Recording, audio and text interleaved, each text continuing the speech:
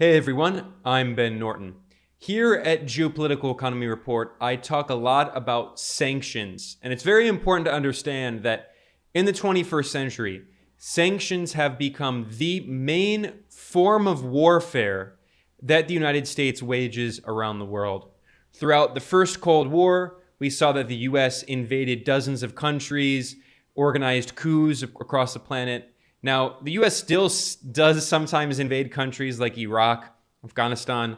It does still back coups, but one of the main ways in which the US wages war on countries around the world today is through economic warfare, through the use of sanctions. 1/4 of the global population lives in countries that are targeted by unilateral US sanctions that are completely illegal according to international law. They violate the UN Charter. They violate UN Security Council resolutions. They are illegal.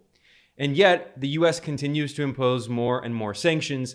I have talked a lot about how, ironically, these sanctions are starting to backfire because other countries are unifying and trying to create new financial institutions and payment mechanisms, and they're even using new currencies to challenge the US-dominated international financial system and the US dollar.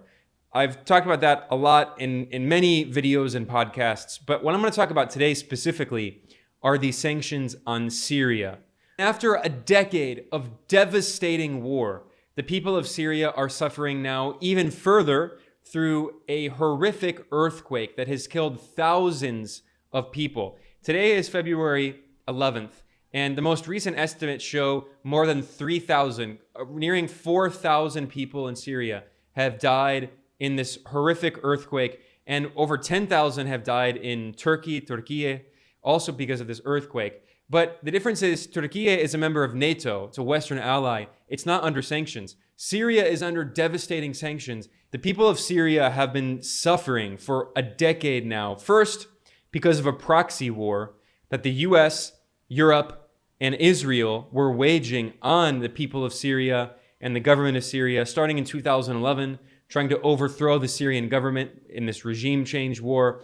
The CIA spent $1 billion per year as one of the largest covert operations in CIA history. It was actually the largest CIA covert operation since the 1980s CIA operation, in which the CIA, in Operation Cyclone, spent billions of dollars arming and funding and training the Mujahideen, who were Salafi jihadist extremists, and their proxy war against the Soviet Union in Afghanistan. So fast forward to 2011, and then you have the emergence of Operation Timber Sycamore, and the CIA spends billions of dollars arming and funding and training these Salafi jihadist extremists, just like the Mujahideen in Afghanistan. And of course, the Mujahideen in Afghanistan eventually gave birth to Al-Qaeda and the Taliban. So it was a very similar tactic that the US carried out, and Israel played a role. European countries played a significant role, spending billions of dollars, flooding Syria with weapons, training these extremists to try to overthrow the government. So during this war, the US and Europe began imposing sanctions on Syria. And it began as soon as the proxy war began in 2011. And then what happened later is that the US expanded those sanctions into a full-on Cuba-style blockade. So after the US clearly lost the war militarily, it was clear by 2019 that the US would not be able to physically overthrow the Syrian government. So the US passed this law called the Caesar Act, and it's basically a Cuba-style blockade. It made it pretty much impossible for any country around the world and its businesses to do trade with Syria. And what the people of Syria have suffered through is very similar to what the people of Cuba and Venezuela and Zimbabwe and other embargoed, blockaded countries have suffered. They've suffered from mass inflation, hyperinflation, because the Syrian central bank can't get enough foreign currency to stabilize its own national currency. There's been a huge shortage of food, including wheat, and I'll talk about why in a second, a shortage of oil, a shortage of other imported goods, a shortage of medicine and medical equipment. It's been a complete disaster. Thousands of Syrian civilians are dying because of these illegal unilateral sanctions imposed by the US. And then, of course, as always, the European Union just simply followed along and did what the US did, imposed this blockade on Syria. Now, in addition to that, the US military is physically occupying around 1/3 of Syrian territory. And there's this famous photo showing US military armored vehicles with the US flag right by the oil fields in Syria, because the US military just so happens to be occupying the areas in Syria that have the largest oil reserves and wheat reserves, which explains why the people of Syria are suffering from a shortage of both oil and wheat, because the US military is occupying those areas. And there have been many reports that the US military and the Kurdish proxies that the US military is backing, the so-called Syrian Democratic Forces, SDF, or the so-called YPG, People's Protection Units, which are just US-backed proxy militias. There have been many reports that they're stealing the oil and wheat and selling it. And on top of that, a top US government official has boasted that the US military owns 1/3 of Syrian territory. That's the word she used, own. And this is from a video clip that I found back in 2019 of Biden, the top Pentagon Middle East policy official, the head of the Middle East desk for the Defense Department.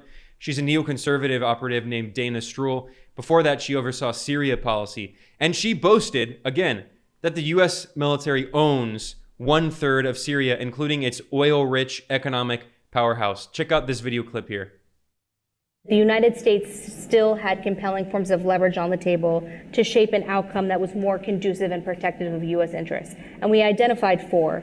So the first one was the 1/3 of Syrian territory that was owned via the U.S. military with its local partner, the Syrian Democratic Forces. Now, this was a light footprint on the U.S. military, only about 1,000 troops over the course of the Syria Study Group's report, and then the tens of thousands of forces, both Kurdish and Arab, under the Syrian Democratic Forces. And that 1/3 of Syria is the resource-rich, it's the economic powerhouse of Syria. So where the hydrocarbons are, which obviously is very much in the public debate here in Washington these days, as well as the agricultural powerhouse. But we argued that it wasn't just about this 1/3 of Syrian territory that the U.S. military and our military presence owned, both to fight ISIS and also as leverage for affecting the overall political process for the broader Syrian conflict. There were three other areas of leverage. One is political and diplomatic isolation of the Assad regime, so holding the line on diplomatic isolation, preventing embassies from going back into Damascus. Two is the economic sanctions architecture.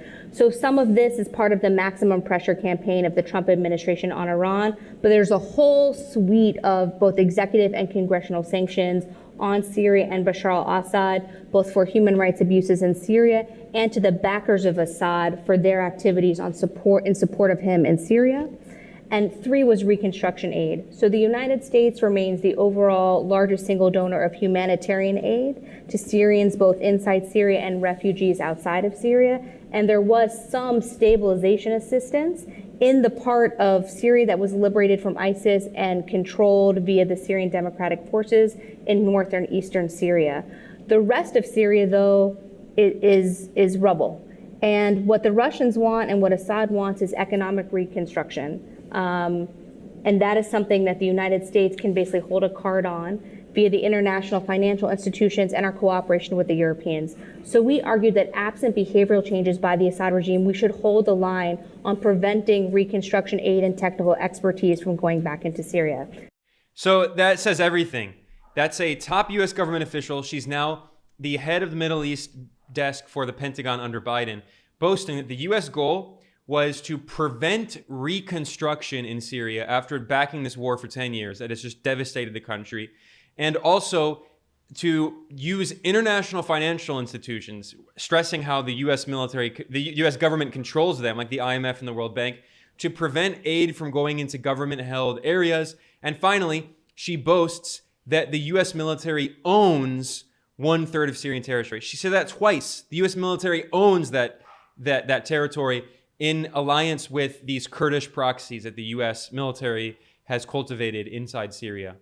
So that brings me back to the issue of the earthquake. Thousands of Syrians have died in this earthquake, and the U.S. was still maintaining these brutal, illegal sanctions. But because of international pressure, the U.S. government decided on February 9th that it's going to temporarily suspend sanctions on Syria. I really want to emphasize that word, temporarily. It's only for 6 months, only until August. They say that very clearly in this statement that was released by the Office of Foreign Assets Control of the U.S. Treasury Department, which oversees sanctions. And it says that this is only until 12 p.m. on August 8th, 2023. Now, this is very revealing because by temporarily suspending these sanctions, the U.S. government is implicitly admitting that its sanctions actually prevent humanitarian aid from going into Syria. Now, this is deeply ironic because one day before, on February 8th, the State Department hit back against critics internationally that claimed that its sanctions were preventing humanitarian aid to Syria. And the U.S. State Department said in Arabic, any U.S. or international sanctions include humanitarian, medical, food, and other aid exemptions. U.S. President Joe Biden was clear when he said the U.S. was prepared to provide any and all types of aid to the people of Syria. And the U.S. is not preventing any countries from doing so. But that is a lie. That is what the U.S. State Department was saying on February 8th. And it's false. It's not true. This was admitted by one of the most mainstream media outlets, the Associated Press, the AP. They published an article the day before, on February 7th, before the State Department made those comments, saying, it's titled, Aid to Quake Hit Syria Slowed by Sanctions, Wars, Divisions. And they admit here, the AP quoted the president of the Syrian Arab Red Crescent, the world's leading humanitarian organization. His name is Khaled Hububati. And he called, I'm reading from the Associated Press, he called for the European Union to lift its sanctions on Syria in light of the massive destruction caused by the earthquake.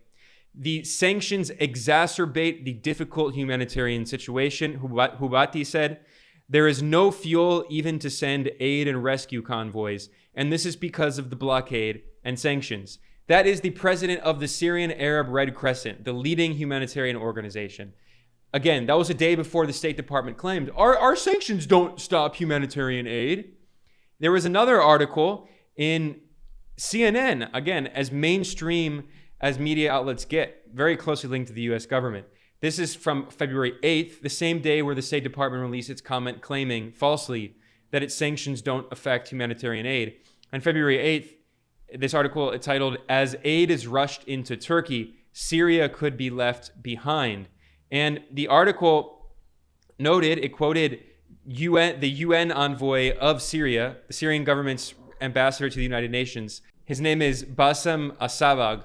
And he said that because of Western sanctions, planes with humanitarian aid, some planes have refused to land at Syrian airports because of the sanctions. And he said, quote, so even those countries who want to send humanitarian assistance, they cannot use the airplane cargo because of the sanctions. So again, the U.S. State Department was lying. There was also a report in Syrian state media, Sana, and it includes quotes from Faisal Mekdad, who is the Syrian foreign minister.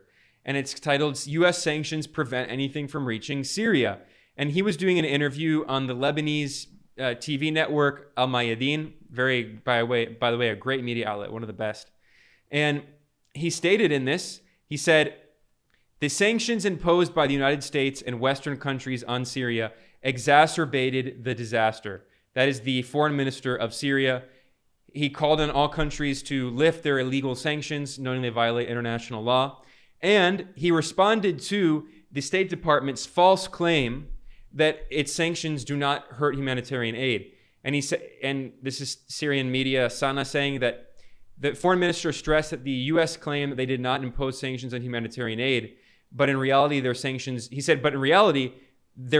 do not allow anything from reaching Syria, including preventing the purchase of medicine, as well as Washington and its Western allies give orders to some countries and threaten them to impose sanctions on them if they negotiate with Syria or if any bank deals with Syria. This is the same situation with Cuba or Venezuela. They're called secondary sanctions. They're not only the sanctions that the U.S. imposes on the targeted country, like Syria, Iran, Venezuela, or Cuba, but also any other third party, another country or another company or bank that wants to do business with a Syrian institution or a Venezuelan institution. They can't do it because of the sanctions. And by doing this temporary suspension of the illegal sanctions on Syria, at least until August, the U.S. government is implicitly admitting that its sanctions do prevent humanitarian aid from going to Syria at a moment where thousands of people have died from an earthquake. I mean, this is just criminal. It's absolutely criminal.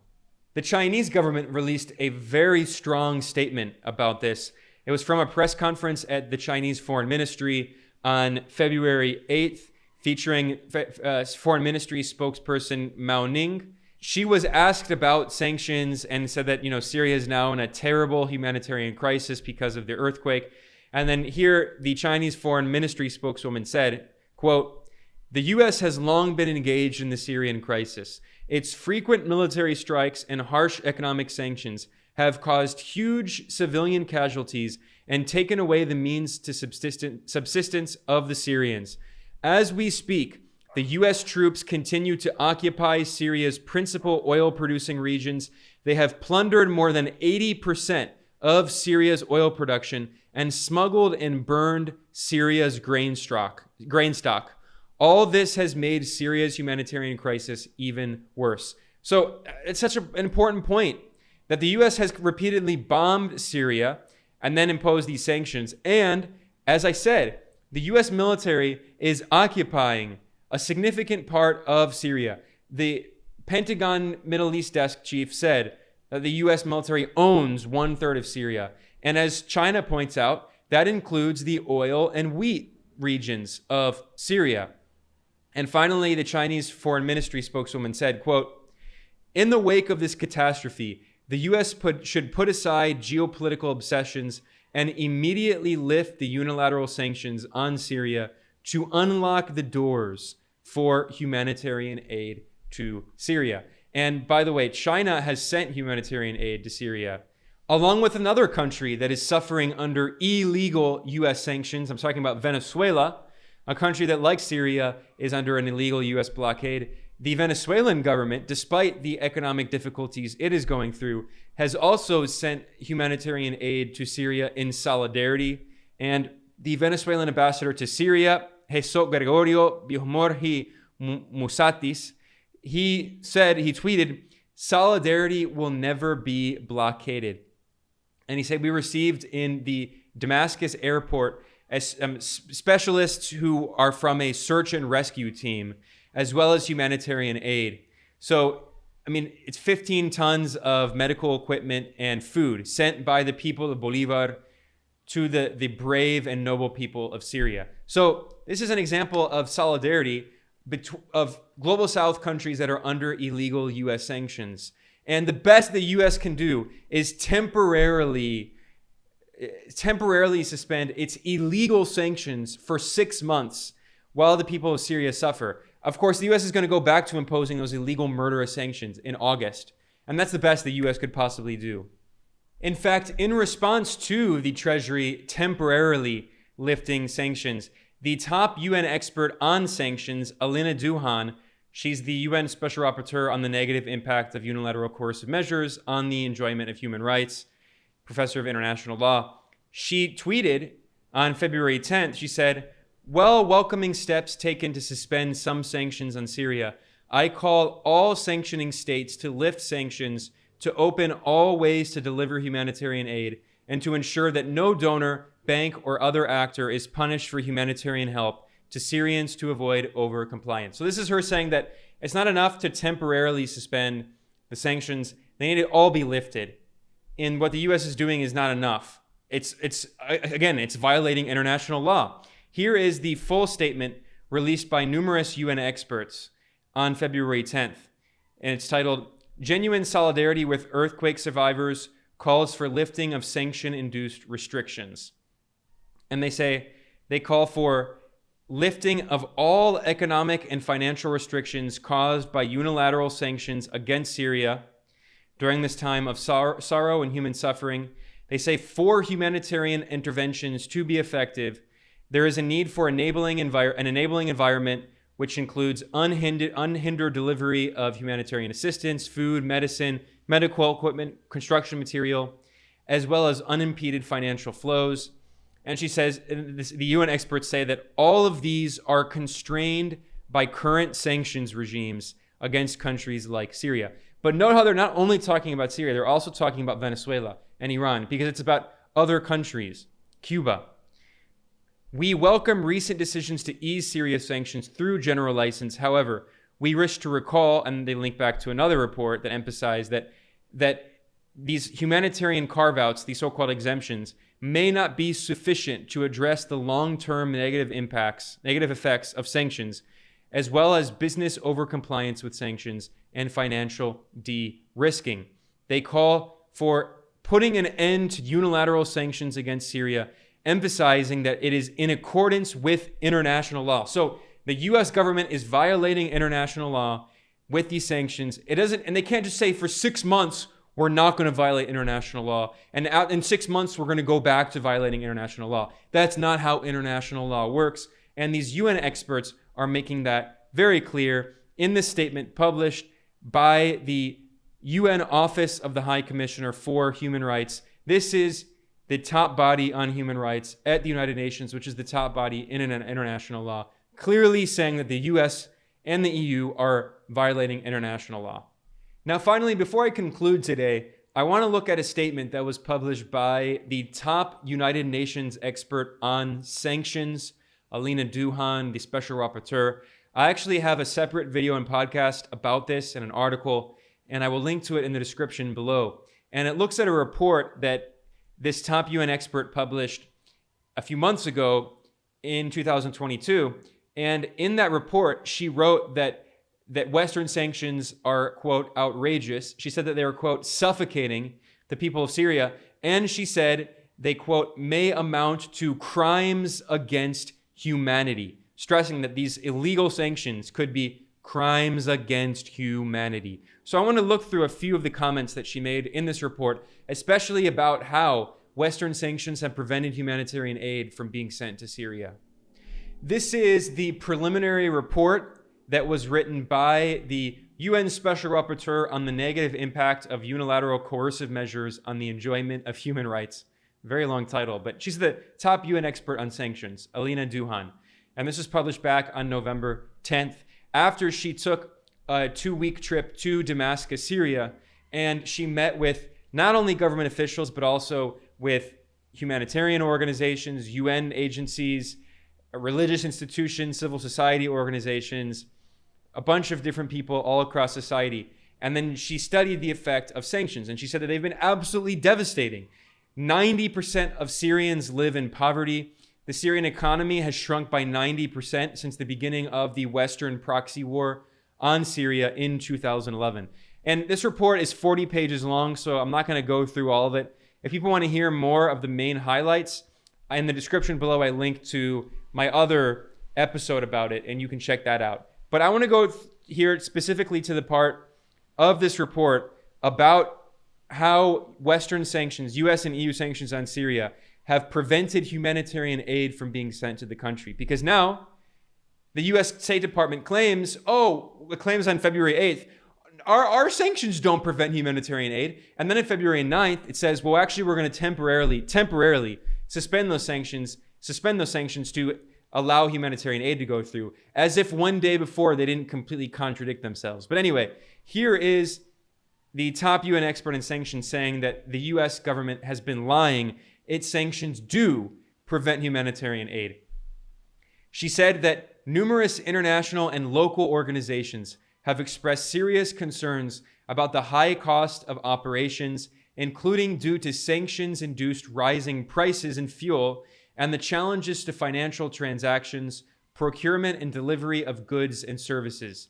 They report that foreign banks are often reluctant to process payments destined for Syria, especially because of the sanctions, and restrictions and delays in processing payments with suppliers can take months, leading to a restricted and less competitive market, rising costs, putting at risk the implementation of life-saving humanitarian interventions. So, once again, this is what sanctions actually do. It doesn't matter if the US claims falsely that it has exemptions for humanitarian aid in food and medicine, because the reality is that there are no such thing as targeted sanctions. Sanctions, by their very nature, prevent other governments and other companies and banks around the world from doing business with the targeted country because they're afraid of being drawn in potentially, and they overcompensate. It's called overcompliance. And they treat the country like it's a leper. Like they don't want to have anything to do with it. And that's what's happened to Syria and Cuba and Iran and Venezuela. It's criminal what the U.S. has done to these countries. Now, the top UN expert continues writing, quote, even the work of UN agencies and programs are affected, that is by the sanctions. They have procurement and money transfer delays of up to 1.5 years and significant losses in the value of humanitarian aid due to the delayed exchange rate movements. And also, there is constant fear of possible breaches of the sanctions when engaging with Syrian entities and suppliers. And in addition to delays in getting licenses from the US and the European Union. And she said, international humanitarian NGOs have highlighted the inefficiency of existing humanitarian exemptions. So acknowledging that the humanitarian exemptions don't mean anything. She says inefficient, but that's very diplomatic language. They don't work. When the US and the EU claim they have humanitarian exemptions, it's just PR. It's so they can say to their critics, no, we have exemptions. No, it's ridiculous. This is the UN saying, obviously, it's not true. She points out, again, it's very difficult to buy fuel. That's exactly what the president of the Syrian Red Crescent said. It's hard to get fuel to provide humanitarian assistance. It's also hard to have food distribution in a bakery rehabilitation project because of the sanctions. And she said, here she emphasized, the situation due to the sanctions is more dramatic for the millions of refugees and internally displaced persons who have lost their homes and livelihoods. Women-led households are facing difficulty. People with disabilities and mental disorders, they have difficulties in getting medical and rehabilitation treatments. There's a shortage of medicines and medical equipment. There's also rising costs of services. Older people suffer, children suffer. And she says that these could constitute crimes against humanity. She says that very clearly. She says because of the sanctions, it leads to impossibility of bank transfers, preventing the exercise of the right to development, deteriorating economic situations, growing illiteracy, poverty, food insecurity, limited access to health services. And then she says, the top UN expert, I quote, maintaining, that is the US and the EU, quote, maintaining unilateral sanctions amid the current catastrophic and still deteriorating situation in Syria may amount to crimes against humanity against all Syrian people. And that is especially true at a moment in which Syria is suffering from a brutal earthquake. Now, the US may temporarily suspend those sanctions, but by doing that, the Treasury Department, the US government, has admitted that its sanctions do not actually have real humanitarian exemptions. It's a lie, it's propaganda, and it's an example of how the US government is a rogue regime that violates international law every day, that is waging economic warfare against millions of Syrian civilians while claiming to help them, while militarily occupying 1/3 of their territory, while stealing their oil and wheat.